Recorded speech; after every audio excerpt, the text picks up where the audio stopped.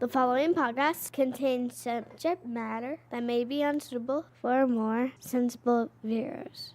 Views expressed here do not reflect that of any community that you would want to be a part of. Listener discretion is mandatory.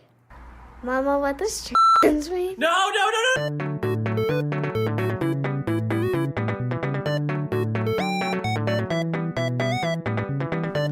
All right, come on. Let's get the ball rolling while I'm still hate my life. And welcome to this week's episode of Tranifesto, or How I Learned to Stop Worrying and Love Bad Representation. I didn't love it. And no. We didn't love it this week. No, it is. I mean, look, this is the thesis we were trying to work with, and honestly, after this movie, I have to not only rethink this podcast, I think I have to rethink my whole life. I don't want to transition anymore. That's for sure. I no longer want to have to watch queer cinema. Guys, we're trashing this. Mm-hmm. This whole project was a mistake. This movie killed the podcast. Everything. Yeah, no, it's I just fucking lost it. So, yeah. Before we get into it, because oh lord, we will get into this. Yes.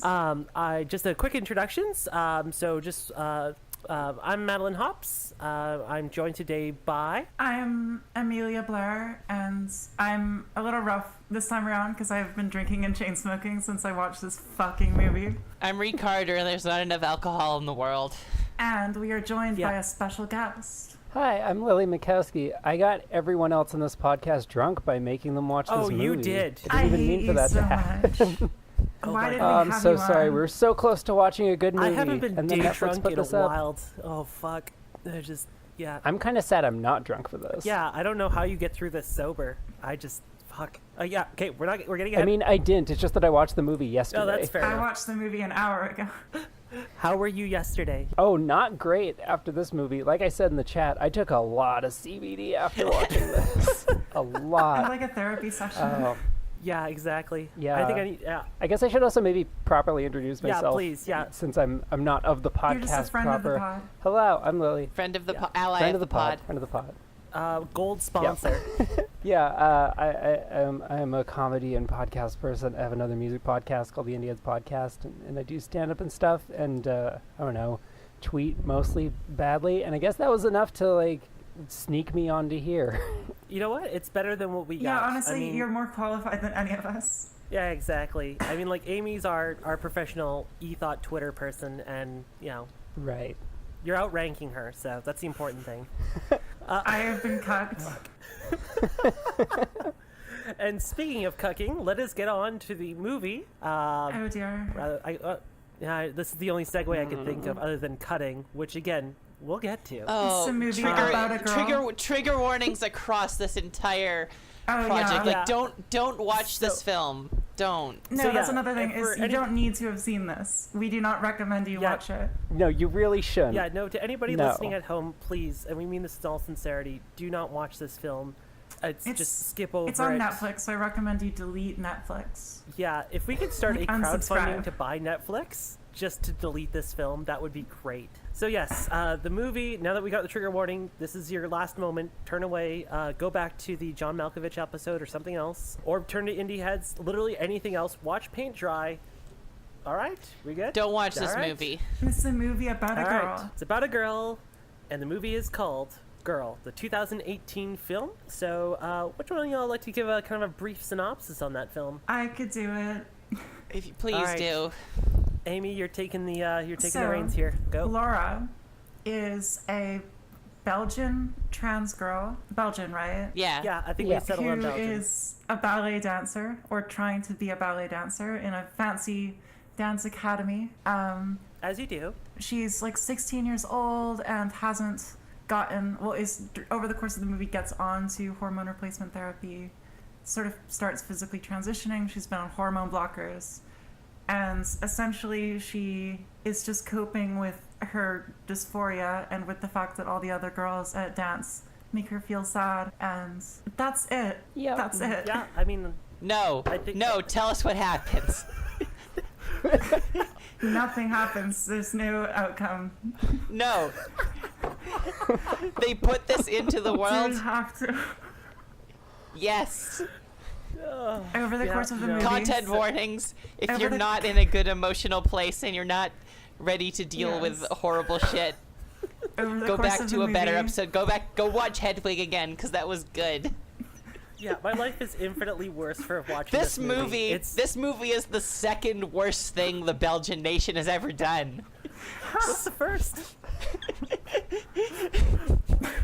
What's the first? Colonization, right? What the worst thing they've ever done is what they did to the Congo. The second worst thing they've ever done It's is this this movie. movie. So over the course of the movie, Laura is going through her consultation process for bottom surgery. And she's very excited about bottom surgery because she is very cripplingly dysphoric about her genitalia, and goes to extreme, I would argue, deranged lengths to tuck with like duct tape or packing tape or whatever she's up to, and causes like actual damage to her body. Like she gets an infection. Yeah. Yeah, she stops eating. She tucks in a way that causes her to have infections in a place that needs to have surgery. She keeps like messing with herself and like self-sabotaging. Her feet get fucked up because she like Yeah. didn't get into ballet until later, and she has like man feet, and then what happens? then she And then is not allowed to get bottom surgery until further notice Because she self-sabotages. because she fucked up her shit, and so she has a breakdown, and she Can you even say it? I feel you cuts- struggling to say it. she goes. No one wants to. She goes into the kitchen.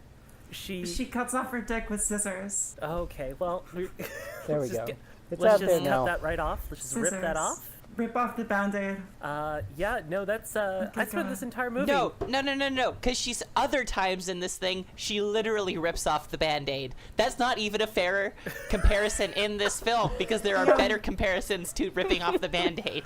I watched this entire movie knowing that scene was going to come, and I just like it's an impending doom. It's like Yeah. this is how I imagine like the Aztecs felt when like the eclipse happened and like they were just sacrificing people and they knew that entire time. They're just like, all right, well we got to get through this, I guess. So let's just, I guess in their case they cut out hearts and here we chop It's like dicks being on a off. train and you know that there's no tracks in like a mile, Yeah. and you can't Yeah, get off no, the that- train. That's exactly it. I do have to ask the person who recommended this movie, our esteemed guest tonight, Lily. Hey, Lily, Yep. how did we wrong you? What did we What do did- to deserve this? Whatever it is, I'm sorry. If it's because, is it because of the tweets? Is it because Amy was like, doing pretty good and you just decided that this is what you wanted to see? I was too thoughty. Yeah, too thoughty. Divine punishment. Here's the thing. I reject that I am being blamed for a cis man's Oh, bad yeah. filmmaking. God.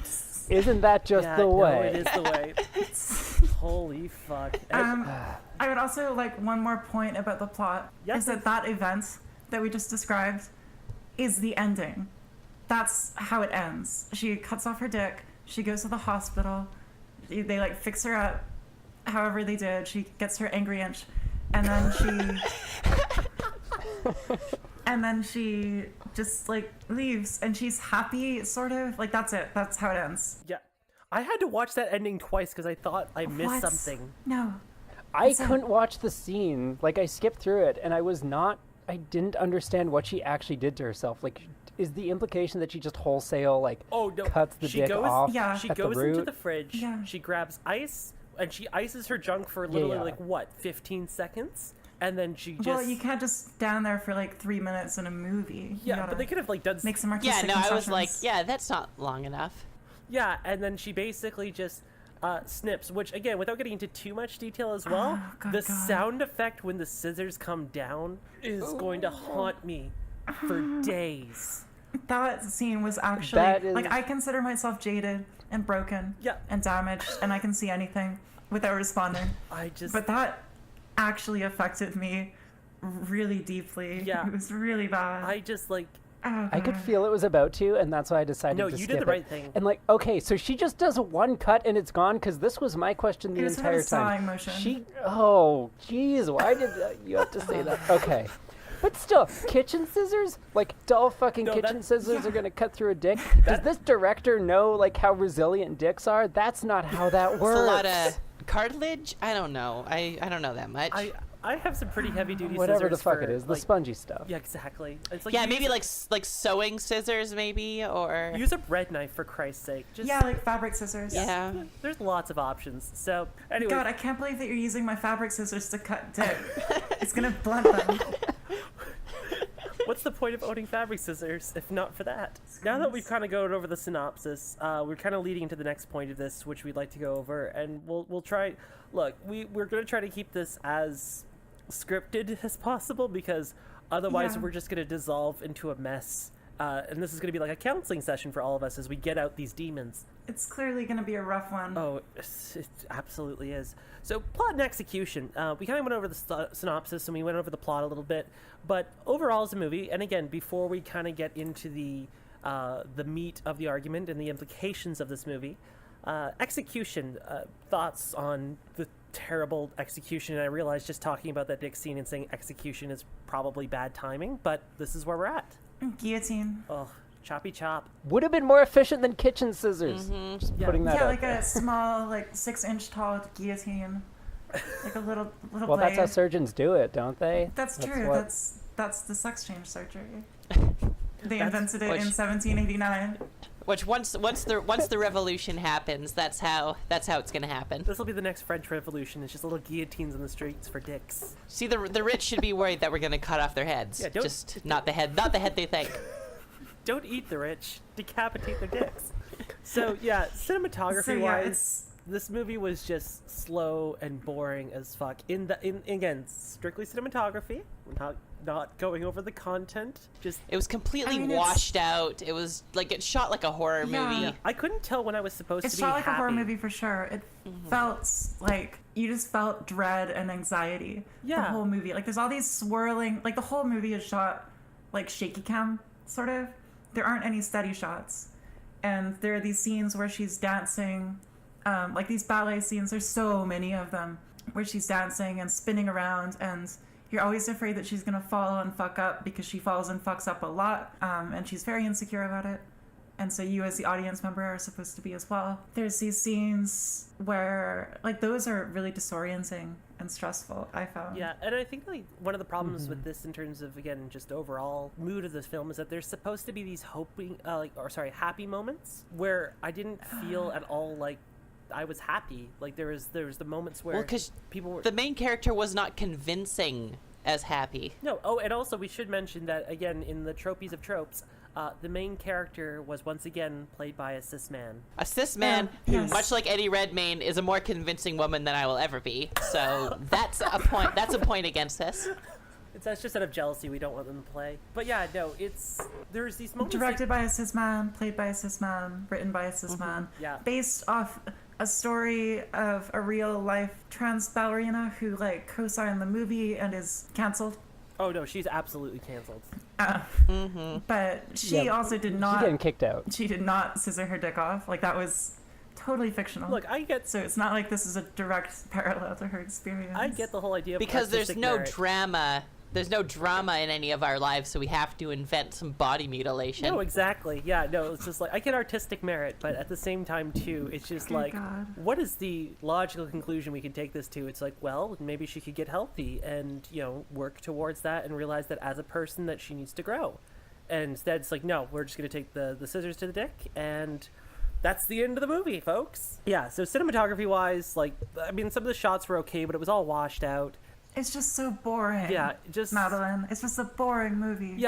Yeah, and I mean like I was so tired. yeah, I couldn't. That was the drinking that got through it, but yeah. So I mean, it's just a little part to touch on, but like overall, like as a movie, this is pretty boring. So yeah, the only reason that we're freaking out about this as much as we are is because of how awful it is. Yeah, because boring is the wrong word. It's just miserable. Like, it's complete. Like, all of the shots are desaturated. Like, none of the framing is interesting. The main character never shows like a convincing second of joy in the entire piece. Like, the only character that I felt like a real person was the dad. Yeah. Daddy. Oh yeah. Yeah. Yeah, there was more. It was just miserable. Yeah, there was more joy in Schindler's List than this movie. At least Schindler's List stuff happened. You felt for the characters.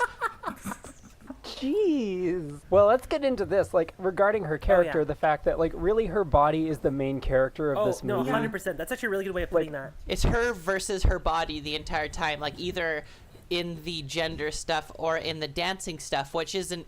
That core right there is an interesting juxtaposition of, like, comparing two separate, like, a girl versus her body things. Yeah. She has this thing with the dancing with her feet. Because she, like, binds her feet up and has Band-Aids all over them and wears these shoes and dances and fucks them up. And her feet in this movie are a metaphor for her dick because she is constantly crushing them and destroying them to try to keep up with the other cis girls. And also, the director is sexually fascinated by it. Yes, very much so. Directed by Quentin Tarantino. Oh, yes.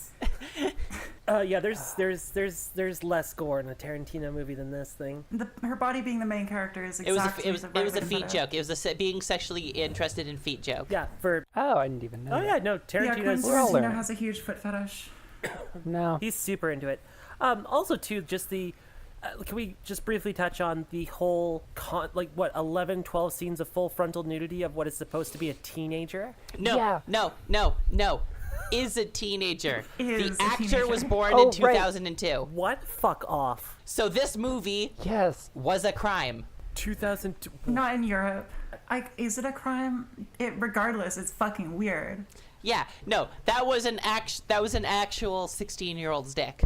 Oh, it's gross as shit. Yeah. Which, like, I think Europe does have different attitudes about it, but still, like, the point is that you would never shoot a cis 16-year-old girl like this in a million No. years. In the Like, way- there'd be fucking riots if you put a Like movie these out that had lingering that. shots of her body, of her taking off her bra, which she does like 70 times, of her staring in the mirror looking melancholic, of her taping up her dick, of her being sad, staring in the mirror looking at her dick. Sorry, it's kind of repetitive. No, but, that was the whole point. It's like... But it was, is. Yeah. It was repetitive over and over again, because that was the thing, is, we saw that, and we Yeah. saw it again, and we saw it again. And I mean, even say, again, as much as I disagree with that, and I think one of the biggest tropes in movies with trans characters is the whole full frontal shots, but ignoring that, there could have been things added to that to make it look like a progression thing. And I get the idea of the director maybe trying to relay the fact that nothing was happening to Laura's body, and we were supposed to feel her frustrations at the same time, but it didn't come across that way. It just came across as oddly voyeuristic, but not in a way that was Very but not in a voyeuristic. way that was educational or felt like it furthered the plot. It felt like we were watching somebody's really twisted fantasy. Yeah, Well- it's directed by a chaser. One thing, oh, sorry, go on. Am I allowed to say that? Are we gonna get sued? No, it's okay. We'll copyright chaser. It's fine. Oh, I'll say it. He wants to fuck her. I don't care. Like, that is what is at the core of Yeah. this movie, is the director wanting to have sex with a trans teenager. No, absolutely. Well, because I was trying to think of what about this movie, because this was a film festival movie that won awards and was treated that, and I was trying to think what about it is appealing as an artistic piece, and I was trying to think of it from a sense of it feels very real and it feels very Raw. close to home. But Yeah. Amy, you can attest to this because Yeah. we both just watched 8th Grade recently. Yeah. Which is a very good example of something being an uncomfortably realistic, Yeah. interpretation of a teenager's day-to-day life, to Well, and, the point of being too real that it is uncomfortable. Which I think that this movie was trying to go for, but absolutely. failed at. And the realness doesn't strive after any genuine emotional thing. She's just put on display for cis audiences to gawk at, and it's very clear through the cinematography that that is what the director wanted out of this movie. Yeah, no, 100%. Again, these movies aren't made for queer people. They're made for our cishetes to feel good about themselves and look at the job we're doing. And you can kind of see that in the way that the character of Laura is portrayed as being unstable, just like almost violent to other people. There's that scene where Yeah. her younger brother, who's only like what 5-6 years old, dead names her. It's the only time in the whole movie that the dead name comes up, and she almost gets violent towards him because of it. Like, I get it, dead naming is not great, but like a 5-6 year old, like, you don't do that. And everybody else has been like nothing but supportive. They had a fucking birthday party for her going on. Well, Like, besides the other dancers. yeah, exactly. Well, that's Which is something I didn't mention in the summary. yeah. There was a scene with other dancers, and we'll touch on that because we're kind of exploring her character. Yeah. But the idea is like almost every other cis person in this movie is supportive of her and is loving of her. Yeah, all of the conflict comes from within. It is like self-inflicted, Yeah. self-mutilation, like internalized dysphoria and self-loathing. Her whole emotional arc is inwardly focused, and like she is the problem. Yeah, and even with the situation in which like there is problems with the cis people, it's over the top. Like there's that one scene where they're in the classroom and everyone's like introducing themselves and they're saying like what they did, I guess, on the summer, and they Yeah. get to Laura's character and she's like, I'm Laura, I have a 6-year-old brother. Like everyone else is like, I went to Cairns, I did something else, and Laura's just like, I have a 6-year-old brother. And the teacher, which is this fucking surreal moment, like now I think about it more and more, he's like, okay, hey, does anybody have problems with Laura using the change room? Like it's just pivots it's like, on a dime. Laura, close your eyes. All the girls, raise your hand if you have a problem with Laura using the change room. Yeah, and I mean, like, to be fair, none of the girls It's raised their hand, surreal. but like, who asked that? Like I assume it was supposed to be like confirming. Well, none of the girls that we see, I think it's implied that a few off screen raised their hand. Yeah, but Like, was it? But she didn't I get don't know, to because see. some of them It's laugh just kind of humiliating. derisively after. Like, that's Yeah, a it is humiliating scene. With no purpose. Like, there's nothing that sets up that the teacher is about to do that or, like, has a clear motivation Well, the to do teacher, that. like, doesn't exist as a character after Well, that yeah. scene. What I think it was He's was just like a bigotry MacGuffin. I think the point was to establish that the other characters know that the other classmates know that she's trans and that she's not their stealth, which they could have done in like an infinite amount of ways. yeah, no, they could have Yeah, done. yeah, true. a million better ways. Yeah, no, they absolutely could have done it in like a million better ways, other than just this whole like shoehorned. But, like, that scene, I think, it illuminates what a lot of the so-called plot elements, like, events in this movie actually are, which is just, like, Laura gets humiliated again in some different way. It's like Monster of the Week. Like, this time Laura has to show her dick to all of her other dancing friends. Yeah, I was gonna say, how do we feel about that scene? How do we feel Oh, about the it's- scene where she gets confronted by the rest of her classmates? Oh, are we talking about That the was sleepover really scene? awful to watch. Yeah. The sleepover? Yeah. Oh god, That yeah. was really terrible to watch. I knew it was gonna happen as soon as that scene started up, and as soon as it. So- Oh. Not because for a like it made summary- sense to the characters, but because it had to happen. Yeah. Yeah, so And for that's a like summary, 90 minutes into the movie, too. Like, she's already been humiliated so much in very similar Yeah. ways up to that Oh, yeah. point. It's like, no, we're just going to go do it again. Yeah, no, there's. what happens for people who aren't watching the movie, because you shouldn't, is she has this like sleepover with all of the other girls at her dance academy. And first of all, the mother of like the host makes her sleep in a different room to all the other girls, and then they're all hanging out together, like trying on clothes, and they're like, "Hey, we want to see your dick, because you get to see us naked all the time, and so we should get to see it. Don't you think that's fair? Come on, why don't you? It's no big deal." And it's really, really uncomfortable. And like she eventually does show them, and it's just humiliating and awful, and also like doesn't come up again, just like the thing in class doesn't come up again. It's just like Yeah, another example of her being humiliated and miserable. well, because we've already established, like you said, the classmates know, and there was that scene where like the one girl encourages her to take a shower with everybody else, but it was unnecessary. Again, there are better, like, subtlety is a great technique you can use in filmmaking. Good subtlety allows for a point when it reaches whatever point it's trying to make, is that you can then look back on the rest of the movie and go, oh, I can see the points leading up to that. And what the filmmaker has done in this regard is just grabbed, instead of using a surgical scalpel, they've used a fucking hammer to just nail. It's like, oh, look, she's uncomfortable here. She's uncomfortable here. Her face looks uncomfortable here. And I get it, dude. She's not comfortable. None of us are. Watching this movie, none of us are comfortable watching this. But in a way that isn't good because it's redundant. And that's what's frustrating is, like, this scene could have been a really good sequence to, like, showcase how fucking horrible, like, transphobic bullying in high school is. Like, very, very easily, that could have been what this scene expresses, and the fucking way he goes about it is just exploitative. Like, there is no point to it. It's not transformative. It doesn't advance the plot at all. It establishes things that we already know. Like, it just serves no purpose beyond, I guess, like, again, cis people getting to, like, gawk at her pain or be like, ooh, wow, isn't that awful? And then nothing comes of it. Well, except for the thing at the end that happens right after. But it's just like the culmination of her being humiliated 75 times is her cutting off her dick. And that's the movie. Which, if I cut my dick off after I got humiliated 75 times, that shit would have been gone years ago. Yeah, I would have done it like 75 times by now. Yeah, Keep so working like down, bit by bit. the question is not her the reasons that she did it. It's the male gaze of it all, or the cis gaze of it all. Yeah, no, 100%. Yeah, for sure. It's just like, Because whom amongst us? look, we all made the joke at some point in time that we're just like, oh, if I don't get surgery, I'm just gonna cut it off. And it's just like, well, no. I'm still making that joke. Yeah. That's what it feels like, though. It feels like the woman he consulted to make this movie, she made that joke at one point of like, oh, my genital dysphoria was so bad, I wanted to cut my dick off. And he he's was like, like, oh. interesting factual evidence. This I will can come in use handy that later. when I get Yes. criticized from the Oh, crazy not even laughs. that. It just sounds like he took that joke seriously. Well, I think that that's what this whole film is that it's genital dysphoria taken to an absurd, dramatic, hyper-literal place, which is like, who is this for? Like, what is the purpose of this? And like, what end does it serve to just take this one specific thing of transness and to show no joy and to show no progression and just to like hone in on this one abject misery and expand it into an almost 2-hour movie?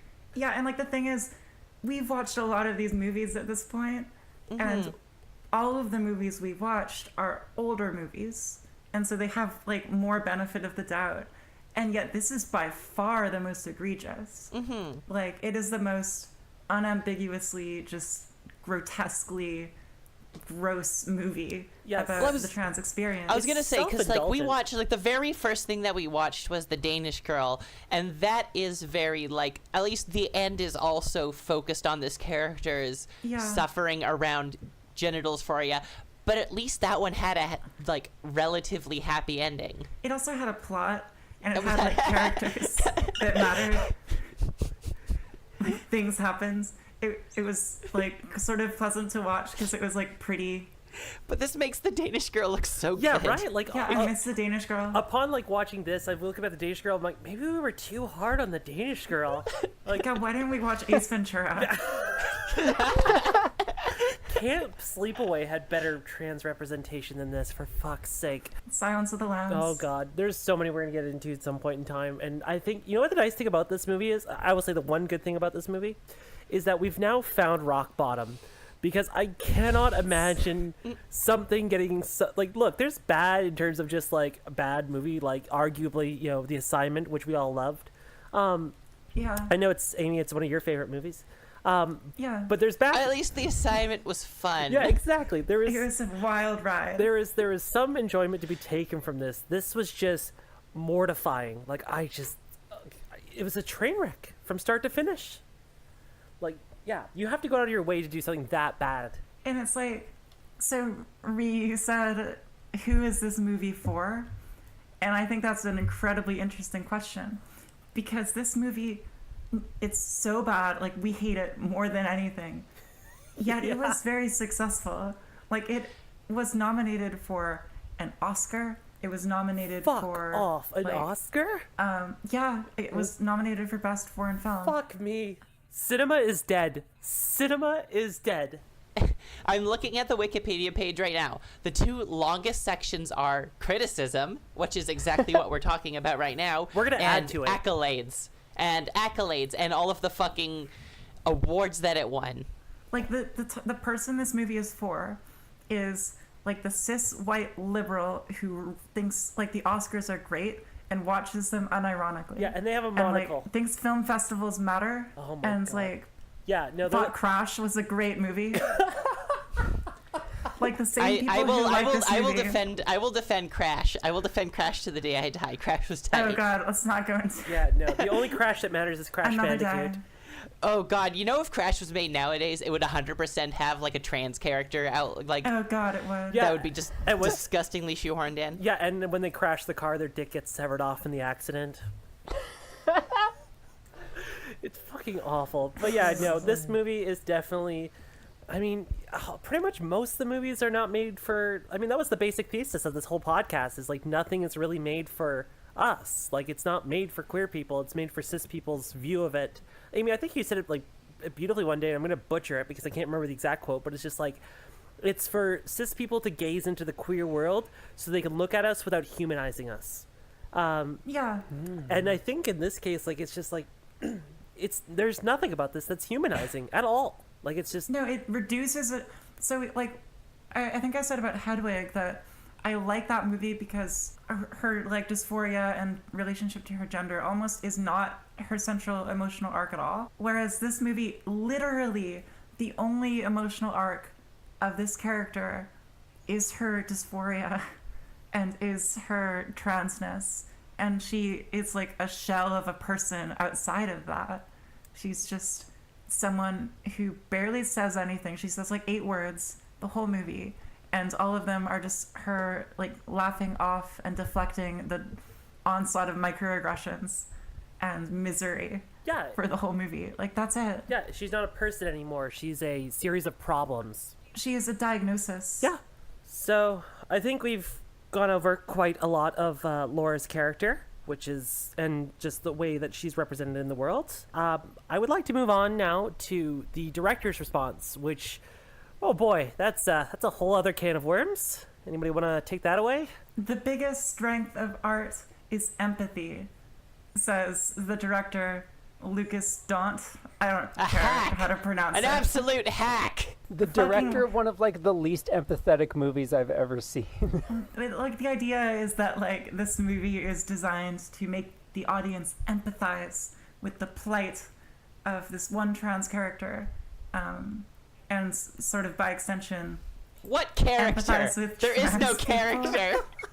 character. This asshole who is too much of a coward to even tweet anymore. Yeah, we've also been tweeting at him, even though he hasn't been on for like a year. We just have to get our aggression out somehow. But yes, he has responded to critics because, shockingly, we aren't the first person to critique this movie. He said, because people, as we are doing, have criticized him for portraying the trans experience very as this one-note thing, and he's like, his take is that the story is about the experience of one trans girl. It's a singular portrait. I know from talking to many individuals that there is a spectrum of trans experiences, just like there's a spectrum of human experiences. With this film, we only wanted to tell one experience. Nora's experience. Nora being the girl that the movie is based off, who did not scissor her dick off. Look, there's artistic merit, and then there's like scissor me timbers. Look, Oh God, I'm getting too mad. I don't get this mad. yeah, no, I'm with you. Because I mean, like, I think one of the things that, like, you know, if for the director's response, the director just responded to this horribly, like by just like shoving off the criticism. But like, this movie mixes up gender dysphoria and self-harm. This movie is just like, it's less about dysphoria, more about like a character just hurting themselves repeatedly. Yeah. There's a quote I got here from Matthew Rodriguez of Into Magazine, who says, the film is bloody and obsessed with trans body in a way that reminds us that a cisgender person wrote and directed it. It's trans trauma porn. And as a cisgender person, I'm warning trans people not to watch it and cis people not to fall for it. I think that is a pretty good summary. Like, they had some parts right in terms of like, I liked the way in which they said like they showed teenage transition, which is like, okay, they're just on blockers. Like that was very, they did some research there and that was very valid. But like, the director just doesn't seem to care. Like, everything I'm reading is basically him shrugging it off as just like, he basically directed his own porn. Yeah, he did. And he responds to criticism the same way that chasers do. Excuse me, I actually just wanted to you should actually be grateful that I'm appreciating your body and your experience. And like, I think that you critiquing me for appreciating it is almost a form of oppression. And like, we should be like bringing people in, not pushing them out. This is the greatest pickup lines on OK Cupid. Just fucking, I get that in my inbox. I'm like, oh yeah, no, I'm absolutely about this. Yeah, it's like any cis person who makes a queer, or any cishet person who makes a film about queer culture in any regards is going to get criticism. But like, this man took something to an irrational conclusion. Well, yeah, and I think that it's telling that we have this podcast where we do, we've talked about a lot of movies directed by cis people, written by cis people, and played by cis people. And we haven't responded to them as viscerally as this one, because that isn't the only issue here. No, it's... And he almost deflects it as though it is, because that's kind of the easiest thing for cis writers to sort of brush away. Yeah. Whereas the problem here is like the core of the movie is cursed. You know, it's just a dreadful, broken project and was doomed from the get-go to be like a catastrophe. Yeah, this entire movie was a cursed image. And I mean, it's you know, kind of, if I'm going to go on a limb here too, like, you could tell the director of this was male from, I mean, not only just the fact that we've looked it up and we know this, but just the way that the shots are done as well, because the fixation is on the body. And so it's almost like, again, it's the male gaze in this regards, where it's just like, oh, it's the body's not feminine enough. You can't like your body if it's not feminine enough, when it's so much more than that. It's like if you were taking like an Feminism 101 class and you were trying to learn about the male gaze, this would be like an example that they would show you as like an incredibly easy to pick up on the fact that this is just fetishistic. That is maybe like the one beneficial aspect of this movie, is it's like a fucking checklist of how not to like make a movie about trans people. It's so overt and direct. It sets the bar. Yeah, no, it really does. I just had to stop to fucking post a half of 1-star review on Rotten Tomatoes. You're really speaking truth to power there, Ree. Yeah, if we can get our entire dozen listeners to go on to Rotten Tomatoes and downvote this, or just 1-star this, please. Apparently, the last time I posted anything on Rotten Tomatoes was I gave a 3.5-star review to National Lampoon's Electric Apricot and 1.5 stars to Pig Hunt in 2008, which is a great Fangoria horror movie. So, congratulations, girl! You brought me back to a website I haven't touched in all over a decade. Look what you made us do. That's the legacy of this movie. Oh my god, it's just like, this is, as a horror movie fan, like, I've watched so much, and like, coming back to Amy's point earlier, like, being jaded, like, I didn't think there was anything left that I could feel this strongly and visceral about, but here we are. And the director, honestly, okay, like, it feels like a parody. Yeah. Because like, it's like they read like a Medium article criticizing another movie and were like, let's just like use this as a checklist for how to make the next one. And like, the title is funny because like all like books or movies that are like cis-gazy trans movies or trans media are like a fantastic woman or like becoming the woman or whatever. The Danish girl. But this one just takes it to the like total extreme of just girl.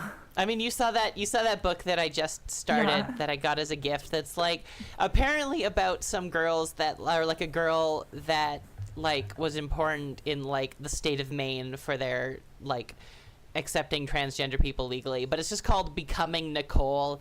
And which is the same, like, I don't know if anybody's ever like if anybody like spent a lot of time on Tumblr, but I distinctly remember that all trans blogs were always like, becoming Jessica, or you know, like the and they would like write themselves as a character. Or it's like a Susan's Place username. My first Twitter account was eventually Madeline, and it was just like, it was terrible. This actually, in terms of just awards too, sweetie. it's like it won Best Actor and an Audience Award. There was no acting. I know, at the Lisbon Gay and Lesbian Film Festival. That was an entire festival for other queer movies. And this Portugal, you're letting us down. Oh my god. And at the Magritte Awards, it won Best Flemish Film, Best Actor, Best Supporting Actor, Best Screenplay. I fucking just... No, like, In fairness, were there other Flemish films this year? There was it's the only one. There was Tulips. The Also sounds like a hack it trans girl does. movie. Oh my god. You're thinking of the Netherlands. Netherlands is the tulip one. Well, then what is Belgium? No, Flemish is half of Belgium. Okay, so, it's the shitty half now apparently. yeah.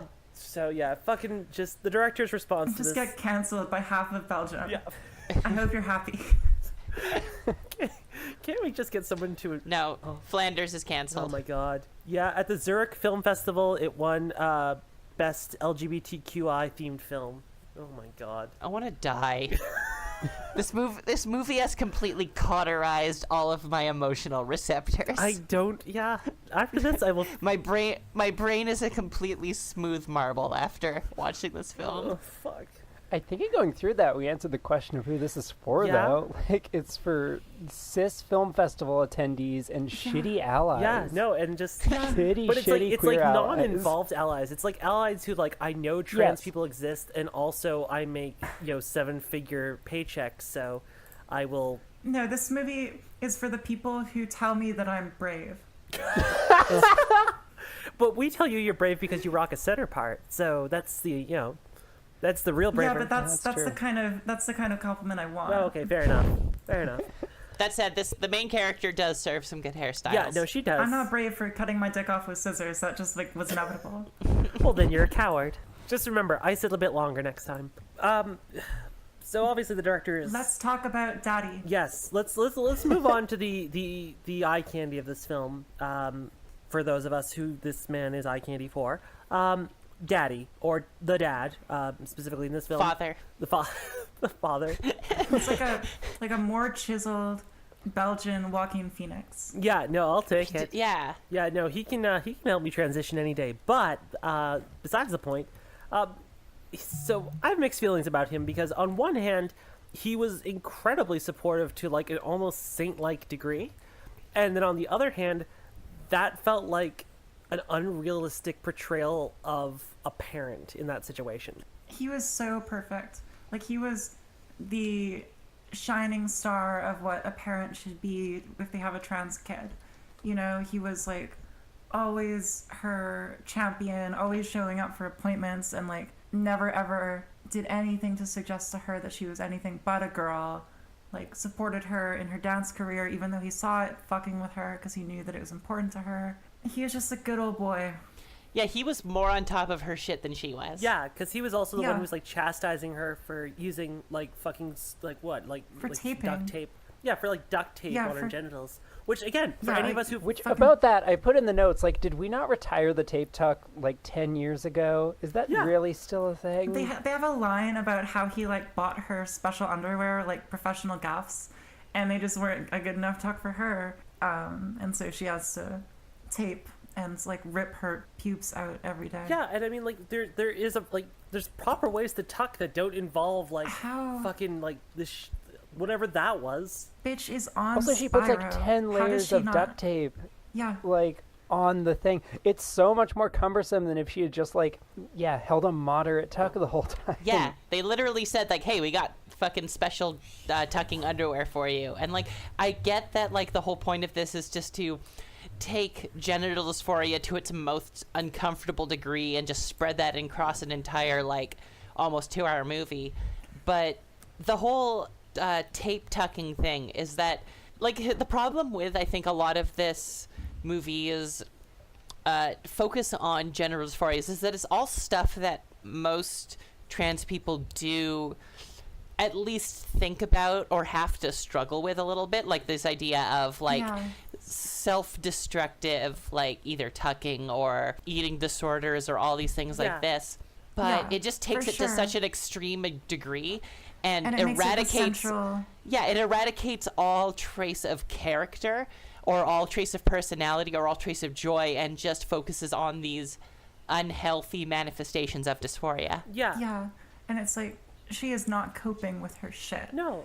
You know, like, And the to the point where she is literally unraveling. yeah, and the dad's the one that's coping with it well. Like, I mean, there's some really awkward conversations in which the dad was like encouraging her to go, was it date or sleep with other people?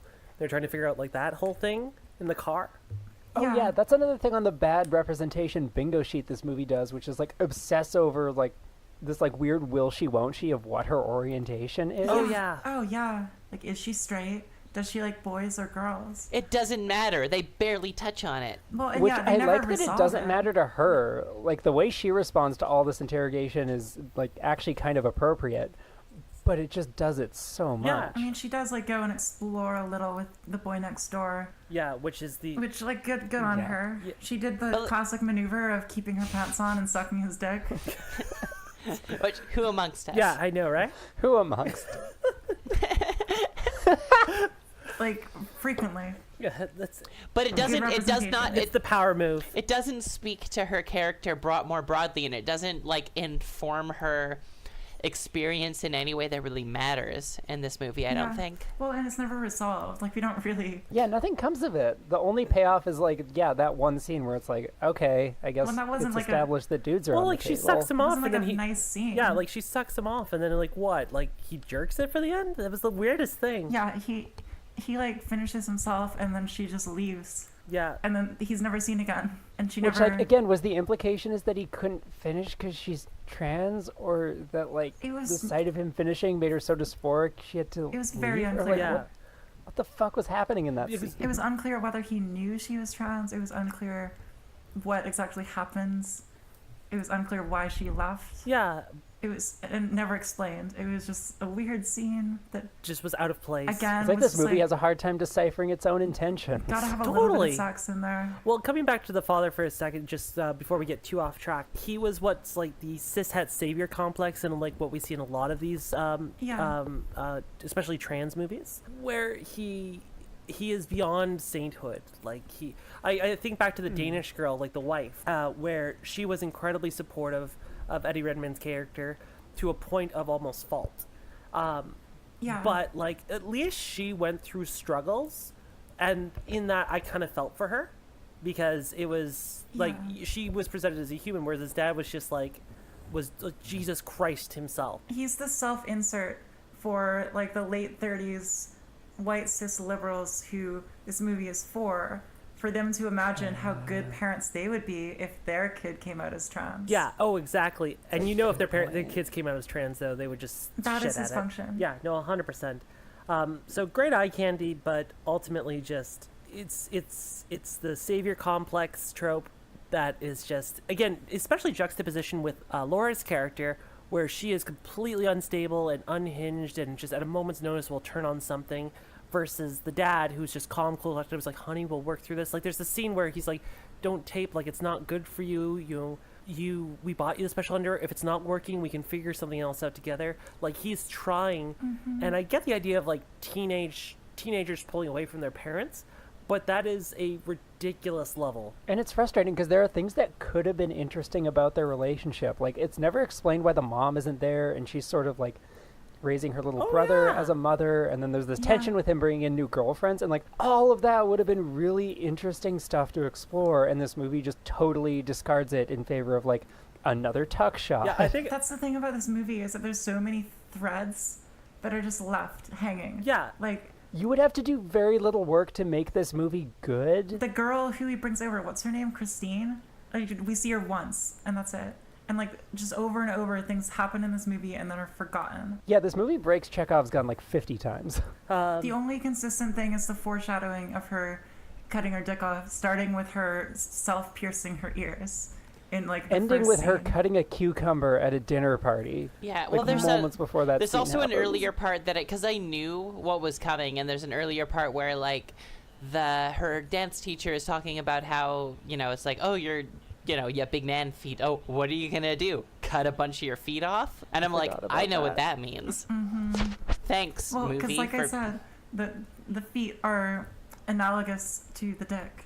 Yeah, Because the director has a foot fetish. And Which a tranny again, fetish. like the whole, like I think that this core idea of like, body dysphoria compared to like the very like like the more utilitarian issue of having big man feet while trying to dance is an interesting juxtaposition to be explored.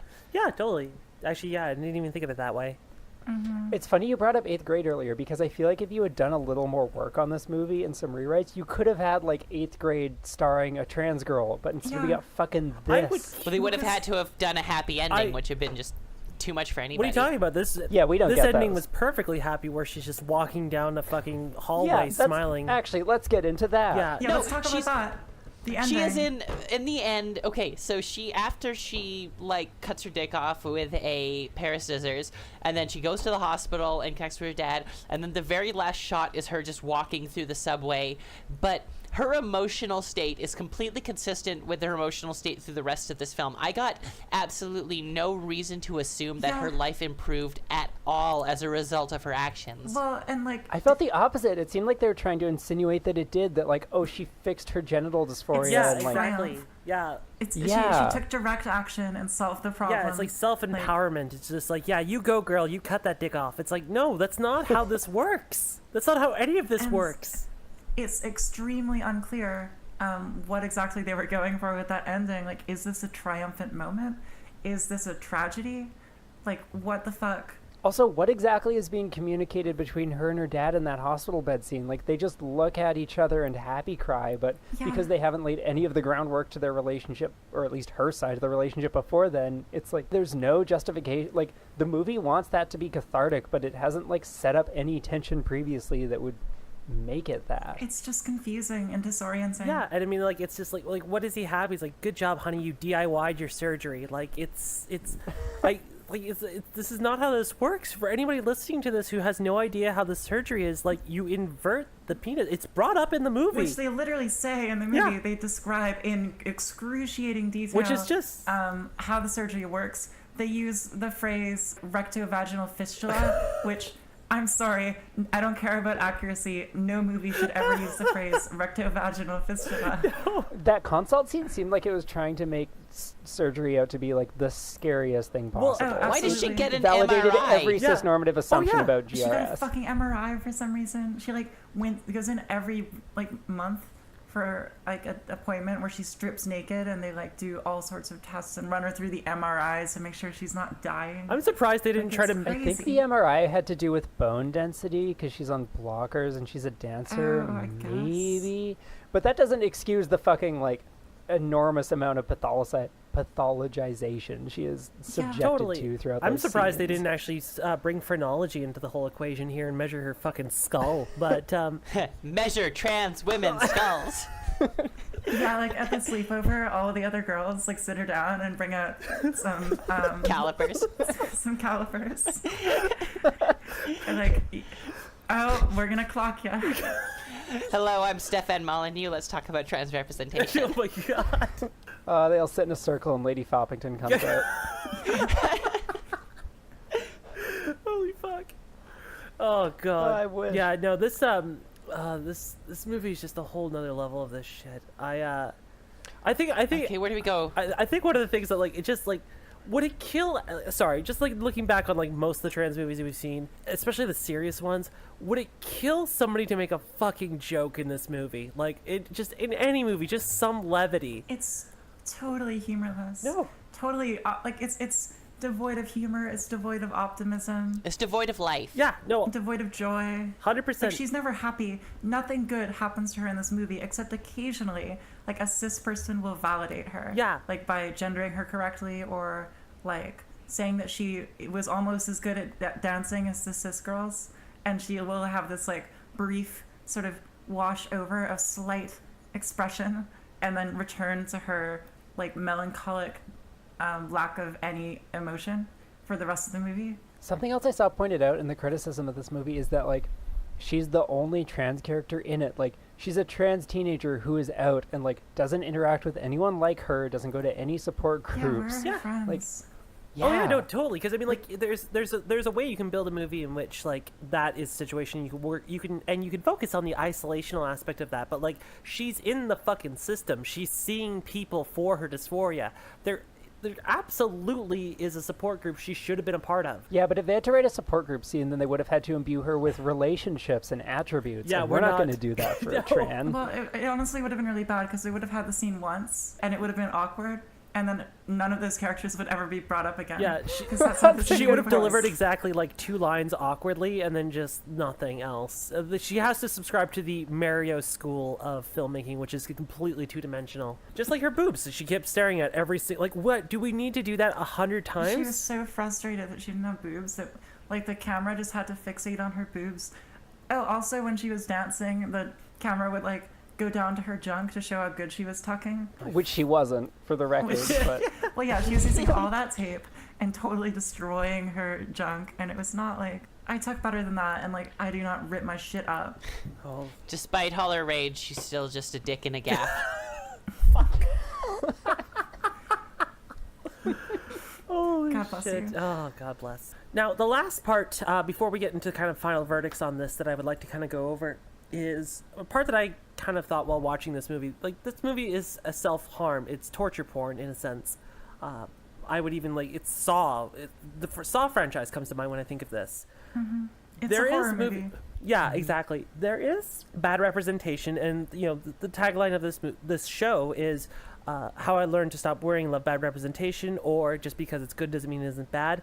And we have fun with it. You know, obviously, movies like The Assignment or The Danish Girl, you know, they can be bad or good, but like, you know, they're harmless at the end of the day. Like, the worst I've seen up to this point, and even before this podcast, Perhaps not harmless, but not disastrous. not disastrous. Like, it does minimal damage. You can watch them and it's okay. Yeah, it's minimal damage. It's like, I guess it's not great, but you know, it's not bad. I would like to like explore the idea that this is probably the first movie I've seen for trans representation that's dangerous, because it's like you said, it takes things to like a larger life place, and which is fine for filmmaking. You know, you can do exaggeration. It makes for good cinematography and good storytelling, but they've whittled her down to a series of problems rather than a person. They've painted everybody in her world as her better, and they've just completely gutted any humanity from her. That if someone were to see this, a cis person or even a trans person who's like starting to come out, especially young, and I'm worried, like I'm genuinely worried about the babbies, the the preteens or the teenagers, babes. the little baby ones who are just like, oh, The Zoomers. gosh darn little guys.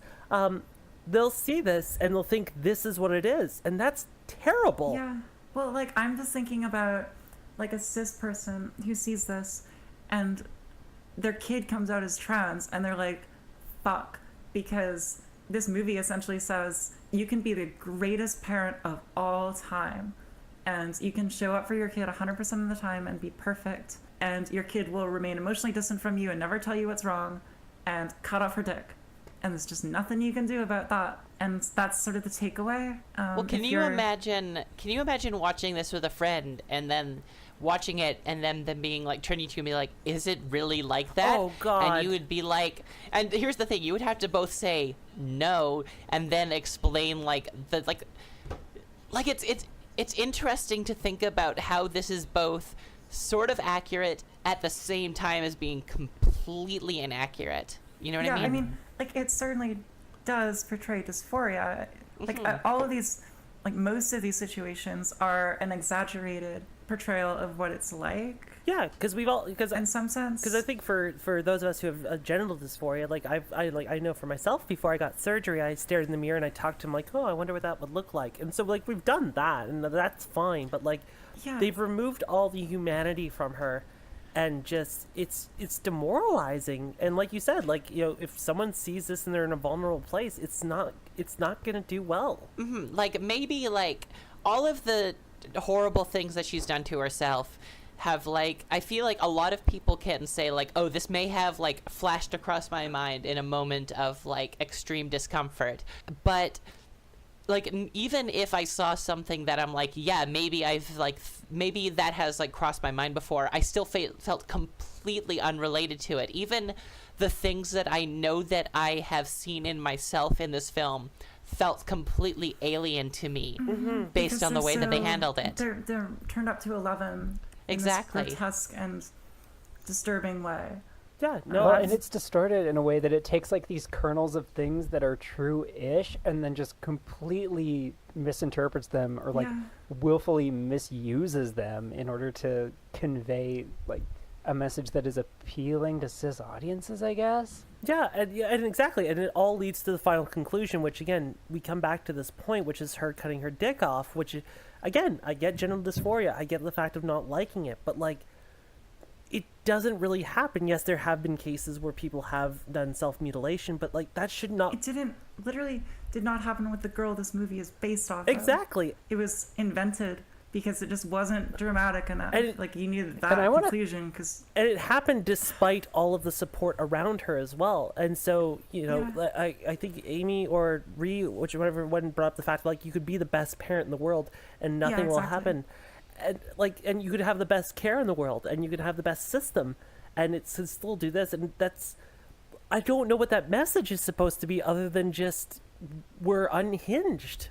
Like that's the only message I can get away from that. And I want to call that woman out for also co-signing this ending in some of the interviews. Like, she was defending it and saying, she's like, oh, well, like, that's like an accurate portrayal of, I guess, like, the psychological despair of genital dysphoria, was something to the effect It's of what a she said. And metaphor. it's like, Good yeah, God. really said it's a metaphor. And the fact that I don't know, like, how far up your own ass you have to be to not see how, like, a clueless cis person watching this movie is going to misinterpret that. Yeah. And that's what really, really scares me about this movie, is that it looks like a movie that is good representation. A clueless cis person would watch this and be like, oh, yeah, like, this movie looks good. I mean, it has that, like, dry, saturated, sort of, like, twee European tone to it. I but hate it that. feels well. I mean, personal Yeah, it taste has the aside, like, aesthetic. Yeah.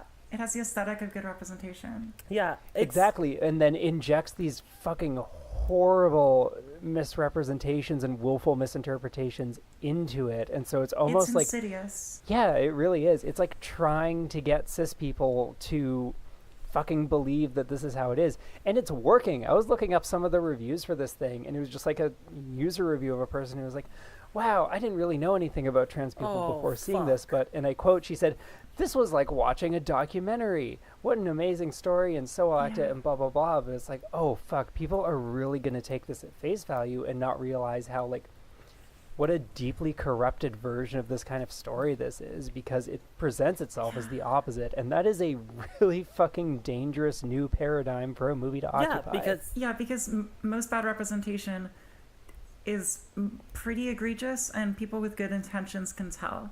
Whereas this, like, we fucking hate it, but it's like clueless cis ally watches it and they're just like, huh, you know, I hadn't quite empathized with that experience as much, but I really kind of realized how hard it is now. And Yeah, walks away yeah. with this just deranged picture of what trans people are. Yeah, they're not realizing the extent to which it's validating all of their harmful assumptions about trans people.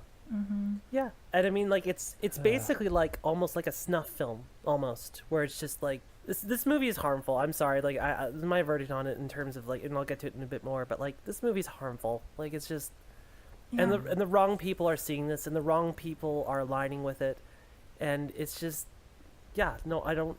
This is what happens when this, and, you know, like, we like to make a lot of jokes here and stuff like that. My personal opinion on this is, like, this is one of the dangers of what happens when you let someone who isn't part of a minority group that is trying to represent them. This is one of the dangers that can happen because they don't understand the complexities of it. Yes, there's body dysphoria, but to understand the nuances and to present those on film, with not only someone who, I don't know how skilled they are as a film director, I don't know their other stuff, but that they do this, it like I said, it's dangerous, and this is why we complain about this stuff. I mean, the main actor was cis, and this is why we say we need people in those positions who are, you know, the minorities that they are portraying to direct it, so that way it can give not only just a fair shake of everything, and, you know, get those people into positions that were originally inhabited by cis white people, but they're also so that way a accurate story can be told. Yeah, like, it's not just some sort of aesthetic quest for wokeness points to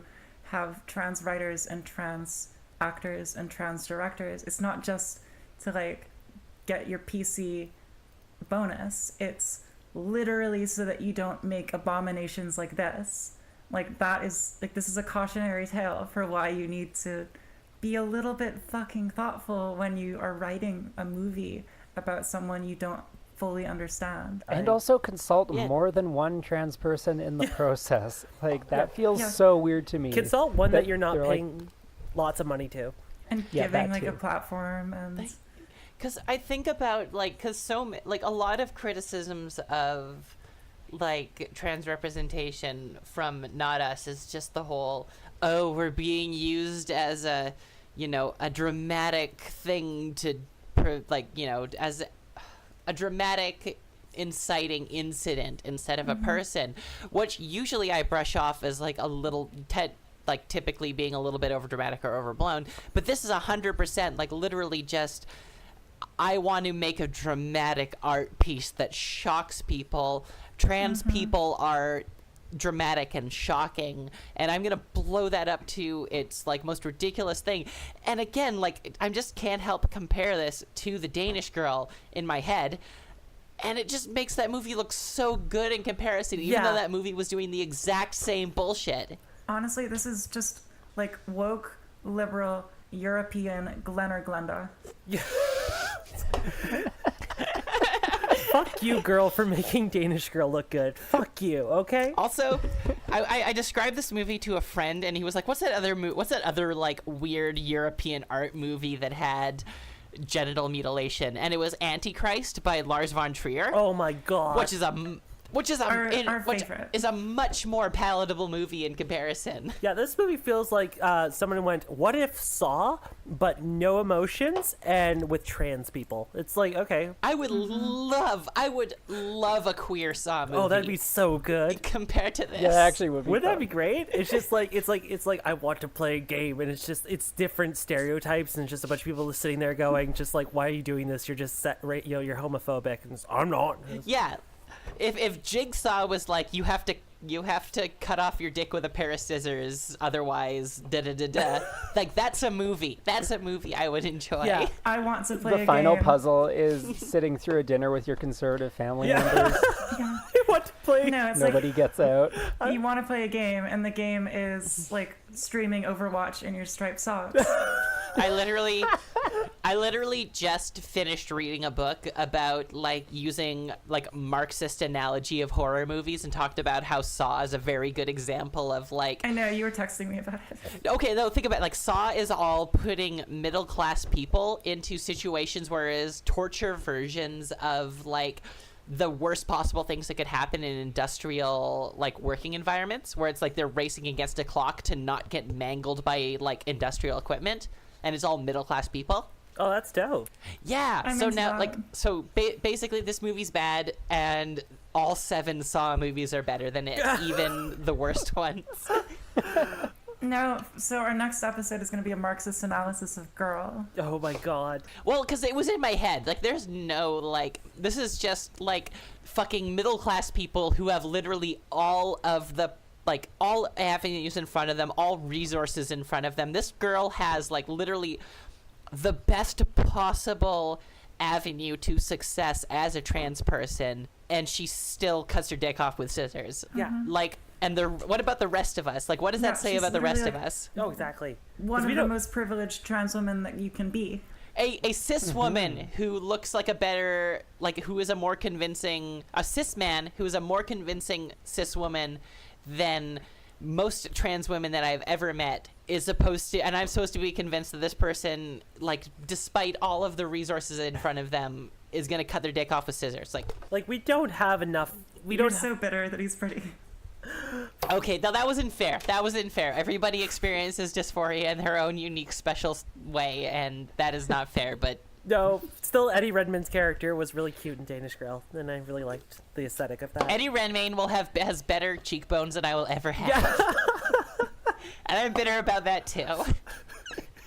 We're coming from a place of anger. This really is like the righteous theory episode of Tranifesto. Oh yeah, no, We've never gotten so like up on our soapbox quite this hard. no, Next episode, let's do a fun one. yeah, no. We're Yeah, gonna find something fun to please. do because I need to come down from this. And with that, it finally brings us to the end of our episode. Thank fucking Christ. where we weigh in on what is going to be the obvious answered question this time, which is this good representation? I'm going to open up the Discord to anybody who wants to take a wing at, or a whack at that pinata first. Well, I loved it. I'm sorry, I can't hear you over the sound of me cutting off my own dick. I thought that this was a sensitive, sympathetic, well-directed, well-written portrayal of an experience that is very close to home. And I'm really glad to see that going around the festival circuit. I do. Oh, fuck. 10 out of 10. All right. Ray? Okay. So I think that there is something to this movie in the sense of distilling the abject misery of dysphoria into a single consumable product. I think that there may be a modicum of value to that, but I think the rest of our discussions speak for themselves. Yeah. 10 out of 10 would recommend. Yeah, no, fair enough. Lily? Yeah, no, this is awful representation. It's like some of the worst representation I've ever seen, because it's, as we've said, it's bad in a way that tricks cis people into thinking it's good, and that is terrifying. It's insidious. Yeah, it's insidious. It's like actively harmful, and to the point where it's almost like you really need to encourage people not to watch this, because this is going to show up in people's recommended lists and in their banners. Yeah, and, like, it's on Netflix. people will watch this movie, and the things this movie presents will inform how they interact and perceive trans people in the future. And the idea of someone taking like this shit as the model for how to like treat or understand me or people like me is like real scary. I don't like it one bit. Yeah, God. Sorry I suggested this. No, it was good. I'm glad you did. Yeah, no. I didn't know that it had gone up because I knew Netflix had delayed the release because they needed a couple months to write their trigger warning. Their one-page trigger warning. Yeah. I hadn't realized that it had come up yet. Yeah, no. I didn't realize and either. I was actually- just browsing Netflix and like found it and was like, oh shit, because we were going to do something else originally. Yeah. And I was like, nope, we got to do it. No, we gotta. no. Fun fact, Yeah. This movie is part of why we started this show. 100%. Because we Oh, it really was, wanted to wasn't do it? Yeah. Yeah, I forgot. we really wanted to do this movie, Yeah, but it wasn't out in English yet, and so It took we this long. held off. yeah, and yeah, it's in terms of like my verdict, it's pretty much like Lily took the words out of my mouth. It's a fucking dangerous movie. People are gonna see this and think it's a good idea. On a cinematography level, it's terrible. On a narrative storyline, it's terrible. It hits the trope of like the cishet martyrs, and the unstable trans. It's devoid of any life, any humor. Look, there's movies that I say don't watch, but like honestly, if you get high or drop acid and you watch it, it can be kind of funny. But this is just. I think you should drop acid and watch this. I will absolutely not. I think that sounds like a Look, great time. Acid and Book of Life by Guillermo del Toro, that is a great combination. This, absolutely not. And yeah, if any of you have made it to the end of the episode and are finding yourself, hey, I'm kind of curious of watching this, just honestly don't. Like, It's not worth it. I almost, It's not Genuinely not worth it. I almost want to find a way to, like, organize to get this taken down, because this movie should not exist. It really shouldn't. Yeah, it's not even satisfyingly bad. It's like just an exhausting and miserable experience. And especially if you're trans, this thing is triggering as fuck on like 20 different levels. Like, It was really if you are uncomfortable predisposed to and unpleasant that, watch. those kind of reactions, like you actually genuinely need to stay away from this thing because it'll fuck with your head in a real bad way. Yeah, I'm going to go take up Like smoking. the fact that it won so many awards means that like Yeah.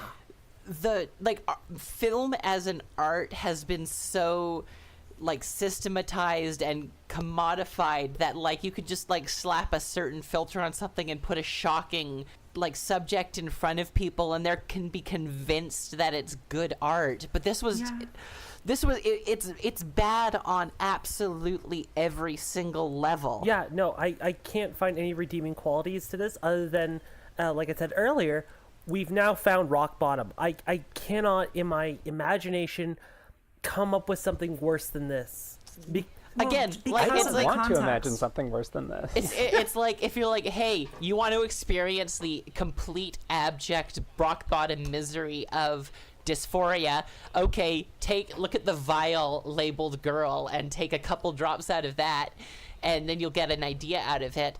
But there has to be like a redeemable version of that exact experience out there, because this can't be it. No, there has to be there. Yeah, this is just. I want to die. Okay, let's just end the Yeah, episode. no, fuck, yeah, no. Anyways, thanks again all for joining us for this week's episode of Tranifesto. Again, we will try to find something fucking lighthearted for next week. Again, we'd like to give a big thanks out to our guest tonight, Lily. Lily, is there anything? Yeah. Is there anything you want to plug on the show before we start doing our goodbyes? Ooh, okay, I'm at _Earthrise on Twitter. God, by the time this comes out, I'm probably going to be living in Toronto, so follow me on Instagram. I almost want to put this out early just to get ahead of, because this movie just came out on Netflix. I almost true. want to get ahead of it. Yeah, That's Yeah, a good I- point. Okay, maybe not, but I will be in Toronto soon, so like I'll be putting shows up on like my Instagram story or whatever. So follow me at LILYKMAKOWSKI there. If you live in that area, you can come see me do probably mediocre comedy sometime. Oh, dope. I will take a plane to come see you. I'll be in Montreal probably around that time. Yeah, I was listening to the last episode and I was like, oh shit, you're moving at like the exact same time as me. That is really dope. funny. Same Z's. Wee. So, yeah. No, perfect. Thank you again. The eastward migration It's going to happen. of the trans population. It's in the estrogen. It's inevitable. It's in the estrogen. It makes us do it. Toronto or Montreal, the two genders. You pick one. Art hoes go to Montreal, normies go to Toronto. That's how it works. It's how it be. So And we all die in Halifax. it's just, yeah, it's just, Yes. it's the circle of life. It's the circle of life. So yeah, I'm Madeline Hops. You can find me on Twitter at rabbit_is_dead. Again, I'm going to be trying to work on filming some short films coming up. So I'll be posting that and shamelessly plugging as time goes on. Oh, no, you go. I don't care. You go. I'm Riri Carter, RHI Carter. The world is dying and so am I. That's about where I'm at too. It's your new Twitter handle. I'm Amy at Lavender Ashtray. Perfect. And thanks again all for joining us. Remember, just because it's bad doesn't mean it's not good, except in this case. In this Except case. No, there's now an asterisk at the end of this fucking disclaimer. Thanks again all. Again, thanks again to Lily, and we will see you all next week or in 2 weeks from now. Okay, thank you. Bye. Bye. Bye-bye.